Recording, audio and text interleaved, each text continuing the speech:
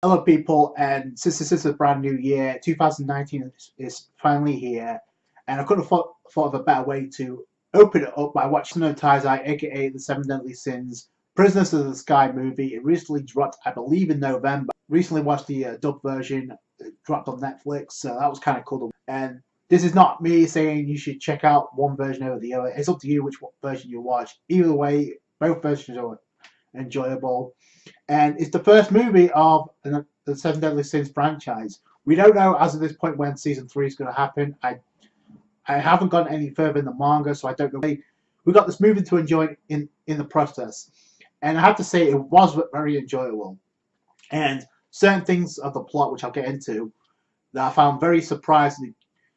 They made a very interesting moves. So if you have not watched the movie, spoiler alert, I suggest you skip this video now, go watch the movie. So I'll get into the plot, and pretty much the story follows looks to be a younger version of Meliodas running away in a forest, and he opens the door, he reaches a dead end, and it appears to be Meliodas the first time you watch it, but then we come to find out it's actually a look-alike from a different clan.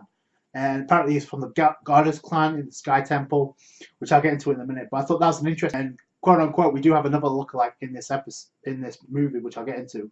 But either way, that's how the movie starts. It makes you think that, oh, this is Meliodas, but no, it's not. Then we go over to Meliodas and company. I guess gathering ingredients for a party, the birthday party of Bartra, of the king of Leononis. So that was kind of interesting. This and so many epic scenes.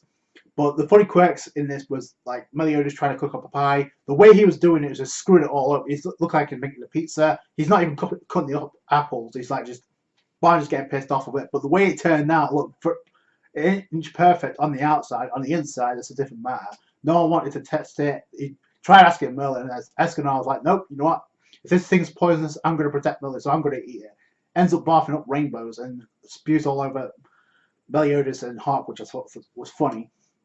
So that's where the story picks off, and I guess they run into a spring or a river, which seems to be a portal to, I guess, the Sky Temple, because they see skyfish and say, oh wow, this skyfish flying. So they go diving in, and they end up in the Sky Temple.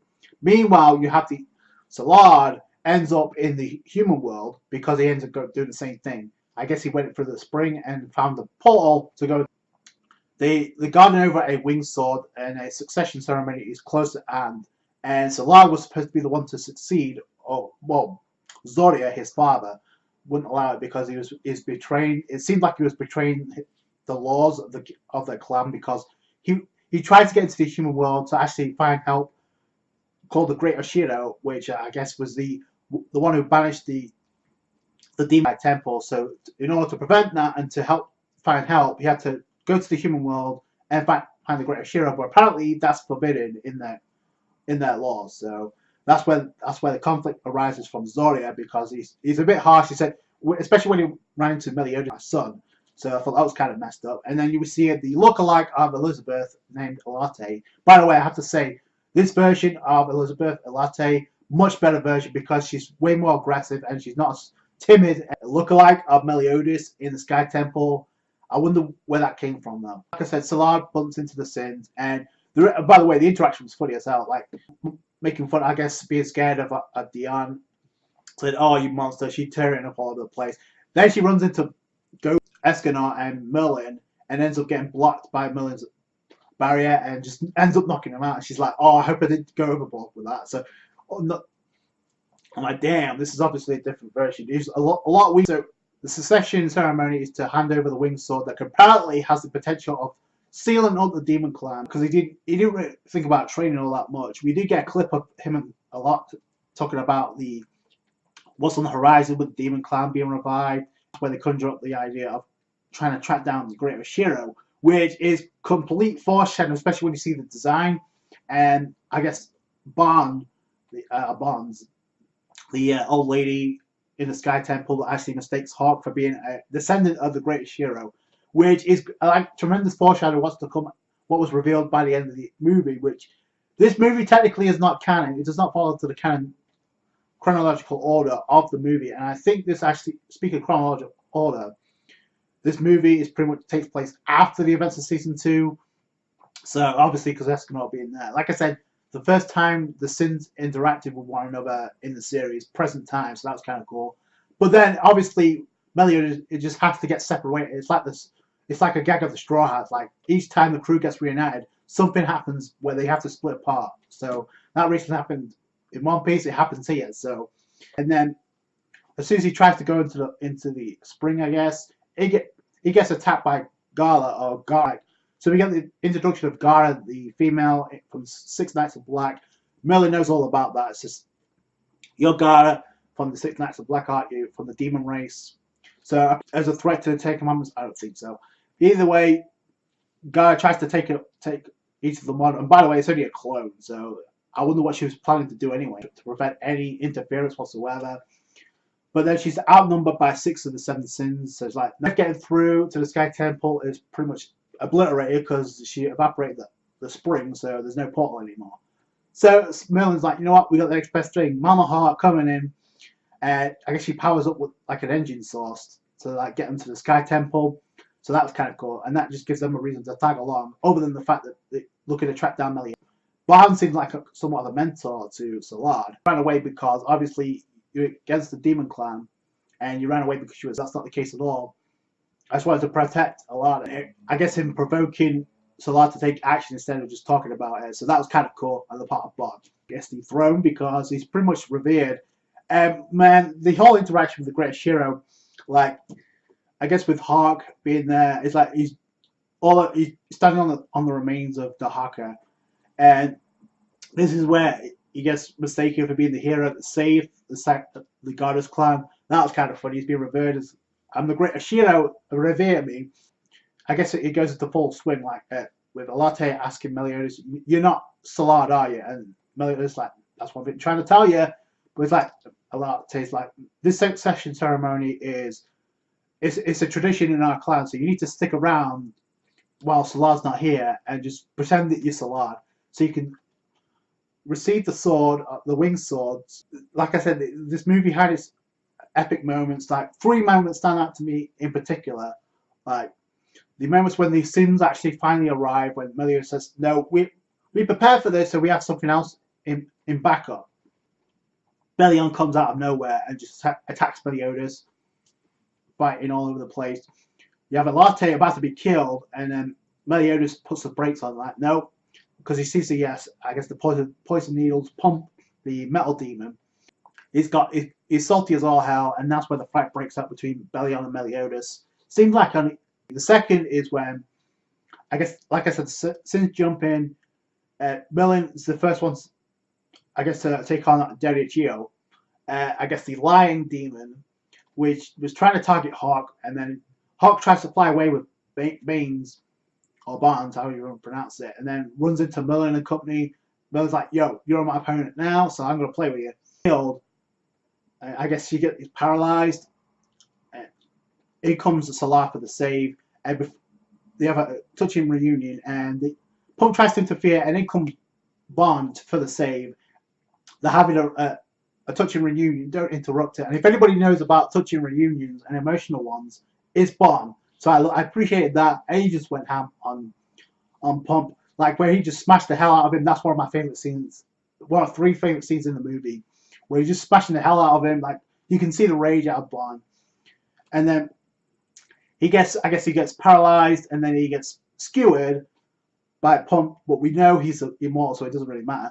And then he pulls a Irons on goal against Clementine Overlord type of deal, where he just, "Oh, you wanted a hug, right? So I'm just going to grab a hold of you," and just squeeze the life out of him. A bear hugs the shit out of him. He just kills him like that. So it gave me very vibes of Overlord. An ability that can enhance others around her, because we see Grey Red Albion demons get stronger when she whips them. And then it's the same thing with Derrichio. So it's like, "Oh, I'm going to make you even stronger. We don't have much of a choice." She's being chased by Dion. And Derrichio tries to attack Merlin, and then Escanor is like, "Yo, boom, don't even try it, boy. Don't even try it." And then the epic line of Escanor is like, "Oh, you dare call yourself the king of the jungle around me? Go down south quickly," because Zoria gets stabbed, and then before then he was able to actually cut off his arm with that, I guess, the winged sword. So that was kind of cool. I guess, trying to take revenge for his wife. But even so, when Meliodas tried to aid him, they both ended up getting stabbed because Belion used his severed arm to control Zoria to use that winged swords of sealing on Meliodas and himself. So they both ended up getting. And what's really messed up is Zoria's like, oh, I killed my own son, not realizing it's a completely different lookalike. So that was kind of messed up. Either way, because of that sword, Meliodas is down for the count and out commission, and it looks like he's being sealed until the end of the movie. And then here comes Bond because he gets triggered because we see the sword out to so Meliodas can fight again. Because obviously he's technically not dead yet, and you got Elate and Elizabeth actually teaming up to heal Meliodas' wives go around, so it's a team effort. Meanwhile, you have the rest of the sins, and Merlin's leading the charge. We have to put a stop to this. We thought, and I guess Belion's sacrifice of them was to sacrifice enough souls so Indra, the monster was inside the Time of Ruin, could be released. So that was kind of cool. But then you've got the sins we have to put a stop to this. Otherwise, all houses reunite because they find a way to reawaken Meliodas. And he comes right towards Belion during the fight with Bond.